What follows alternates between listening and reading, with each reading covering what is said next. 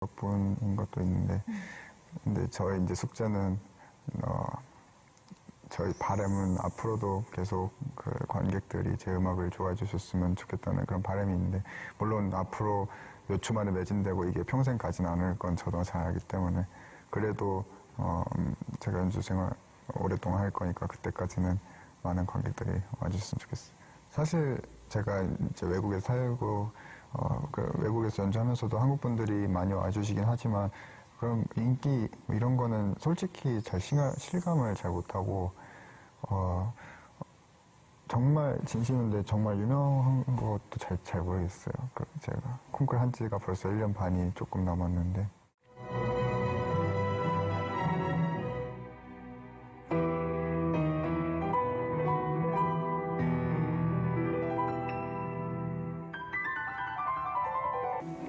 계속 놀라운 느낌이 있는 것 같아요. 아직도 본인 스스로도 그런 인기를 실감해가고 있는 그런 와중인 거네요.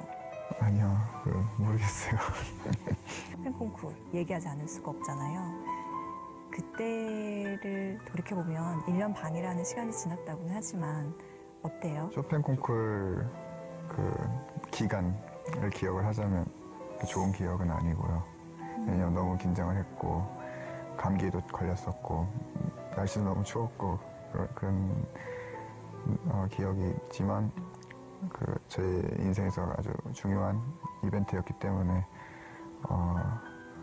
절대 죽을 때까지 잊지 못할 그런 경험이었던 것 같아요. 그때 표정이 굉장히 인상적이었거든요.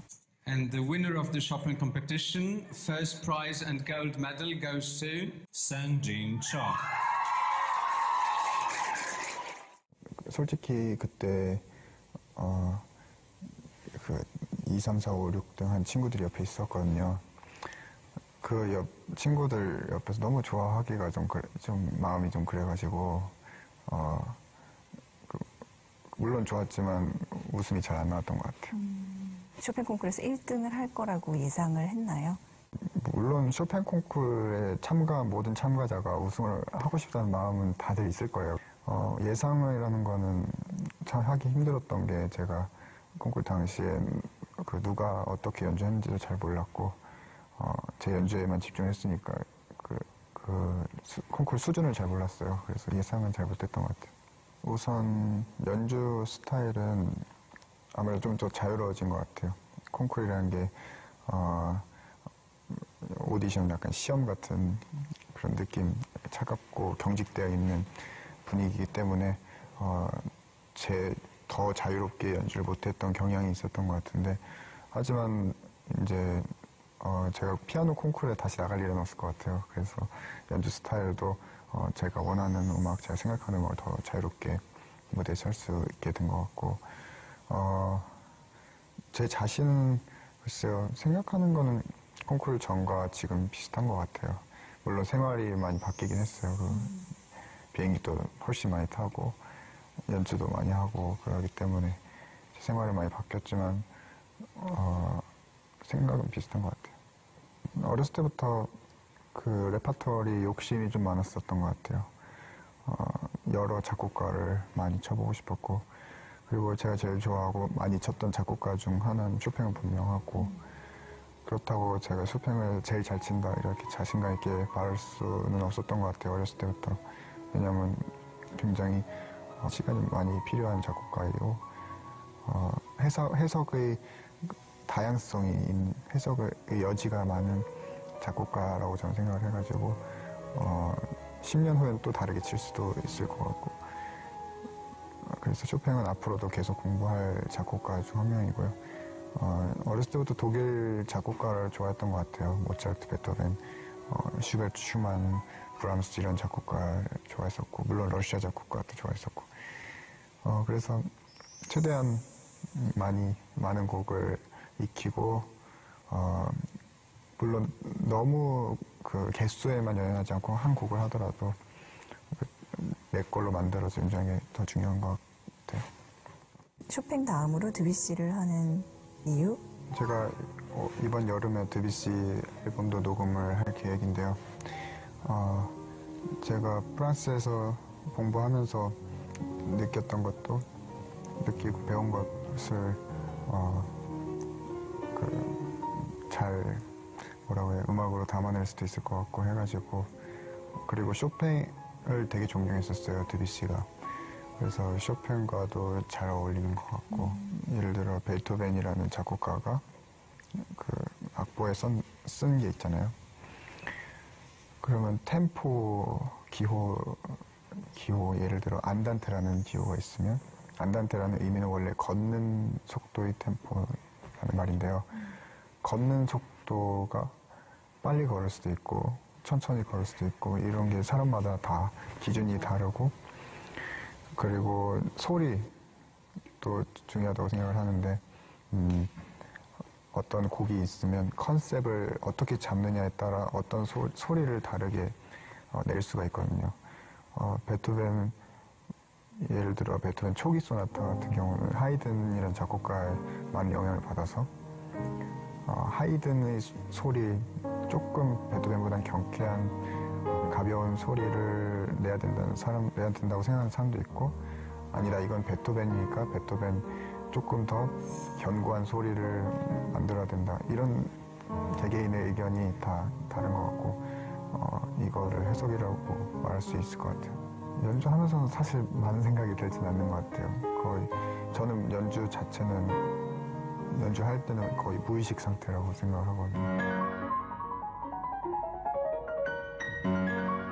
연습을 할 때는 이것저것 다 신경 써가면서 연습을 하지만 무대 위에서는 그냥 굉장히 저는 즉흥적으로 한다고 생각해요. 이 부분을 치면서 갑자기 어떤 아이디어가 떠오르면 뭐 트라이 해볼 때도 있고 집에 있을 때는 집에 있는 편이에요. 물론 밤에 사람들을 만나고 그러긴 하지만 낮에는 많이 안 돌아다니고 연주 준비를 해야 되기 때문에 왜냐하면 저는 연주 여행 다니는 게 어떻게 보면 덜 힘들다고 생각을 하는 게 집에서 연습하는 게 오히려 정말 연습이고 연주 여행 제대로 연습을 집에서처럼 못하니까 그래서 집에서는 최대한 연습을 많이 하려고 하고요.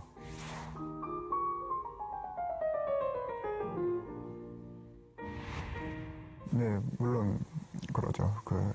프랑스의 친구라고 해도 제 프랑스인 친구 중에 가장 뭐 동갑 친구 몇 명 있긴 하지만 제가 가장 친한 친구 중에 가장 어린 사람이 40대거든요. 저보다 20살 많은 사람이 저랑 가장 친한 프랑스 친구 중 한 명인데요. 그 분이랑 그 사람들이랑 거의 뭐 시간 날 때마다 밥을 같이 먹고 한국 음식점도 가고 한국 음식도 소개시켜주고 프랑스 음식도 먹고 뭐.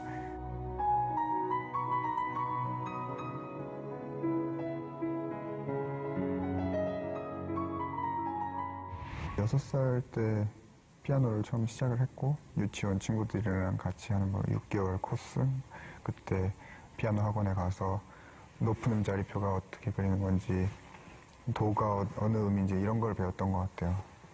그리고 그 학원 6개월 코스를 마칠 무렵에 원장 선생님이 저희 엄마한테 따로 뭔가 좀 재능이 있는 것 같다. 개인 레슨을 받아봤으면 좋겠다라고 말씀을 하셨대요. 그래서 저는 그 개인 집으로 오시는 선생님한테 취미 삼아 그냥 일주일에 한 번씩 그땐 연습도 안 했어요. 그렇게 배우다가 초등학교 3학년 저는 근데 어렸을 때부터 항상 피아니스트가 되고 싶었어요. 아, 정말요? 네.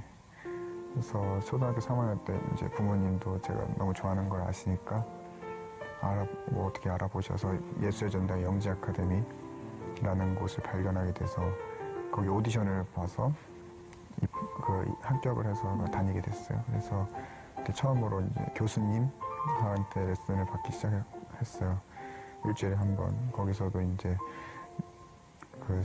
시창청음이라고 하는데 그런 것도 배우고 많이 도움이 됐던 것 같아요. 초등학교 3년 동안 연주 토요일마다 무슨 연주하는 그런 것도 있어서 무대에도 조금 많이 서볼 수 있었고 그다음 콩쿠르도 그때부터 조금씩 나갔던 것 같고, 그리고 예원학교에 갔고요. 진학했고, 이제 그 신수정 선생님을 우연히 만났어요.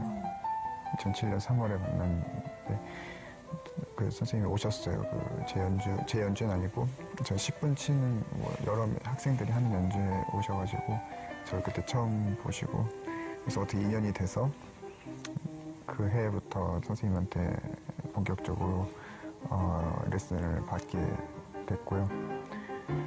그리고 선생님하고 공부하면서 그때 처음 선생님 영재 아카데미에서 배웠던 선생님 박순영 교수님하고도 계속 신수정 교수님 계속 유학하기 전까지 공부를 했고, 그 안에 하마마트 콩쿠르, 차이코스 콩쿠르 이런 것도 나왔었고요.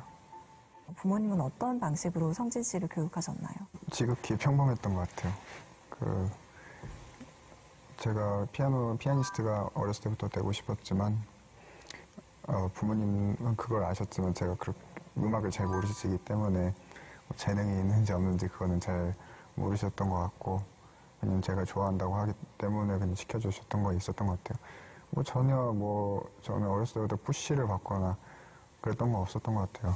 오히려 저희 아빠는 연습 그만하라고 나가서 놀자 이런 식으로 말씀을 하셨던 기억이 있고요.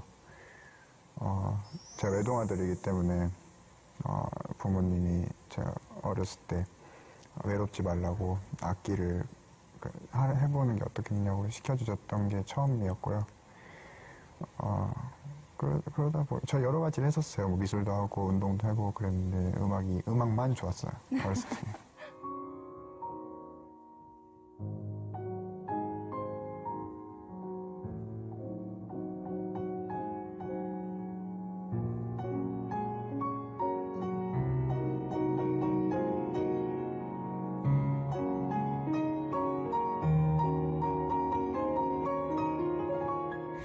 지금의 조성진을 만든 건 뭐라고 생각하는지 그런 생각도 해본 적 있나요? 글쎄요.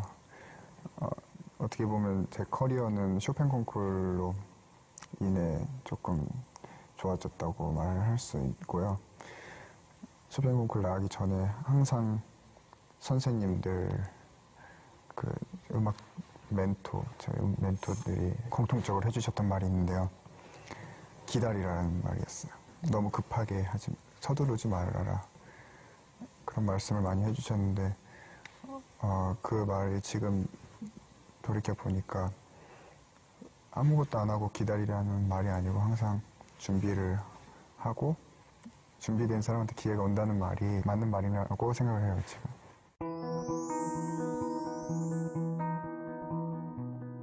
피아니스트 조성진이 생각하는 훌륭한 연주란 뭘까요? 어떤 걸까요? 너무 많은데요. 저 같은 이제 피아니스트로서 피아니스트 연주를 보는 거하고 일반 관객들이 보는 건 굉장히 다를 거예요. 그래도 사람의 기억에 남는 연주를 하는 거는 그거는 좋은 연주라고 생각을 해요. 그 연주가 어땠더라 이런 기억도 안 나는 그런 연주보다는 정말 이상하게 치더라도 걔 정말 못했어 이런 조금의 기억이 남는 연주가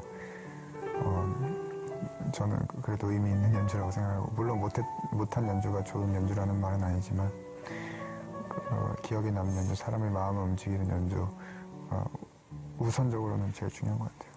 혹시 그게 어느 인터뷰에서 성진 군이 얘기했던 귀한 연주인가요? 네, 항상 어렸을 때부터 귀한 연주를 하고 싶었고, 지금 80회, 90회 연주를 하고 있어도, 그리고 200석짜리 홀에서 하든 카네기 홀에서 하든 저는 항상 똑같은 자세로 연주를 하거든요.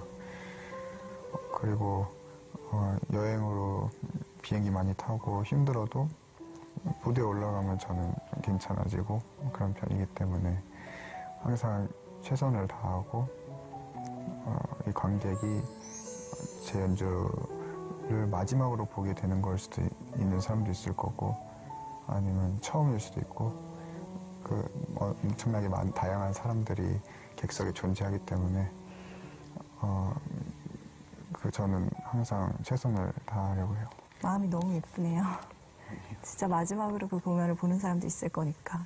저는 앞으로도 연주할 때 제가 하고 싶은 곡을 많이 하고 싶어요.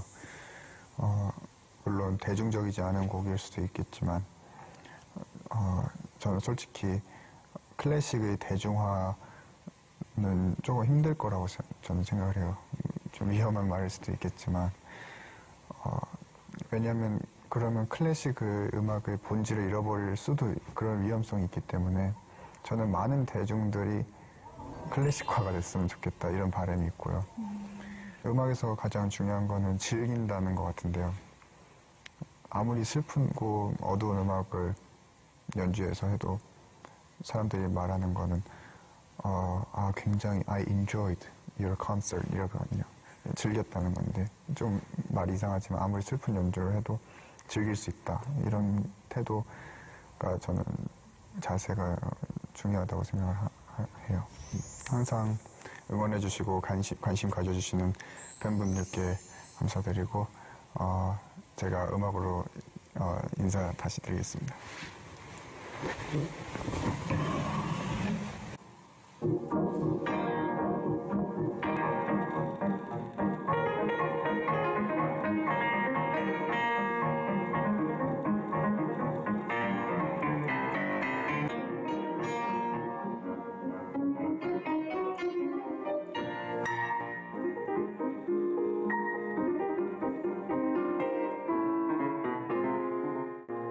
혹시 더 하고 싶은 얘기가 있다면 해줘도 좋아요. 제가 원래 말을 많이 하는 편이 아닌데 오늘 되게 많이 한 것 같아요. 아, 그래요? 네.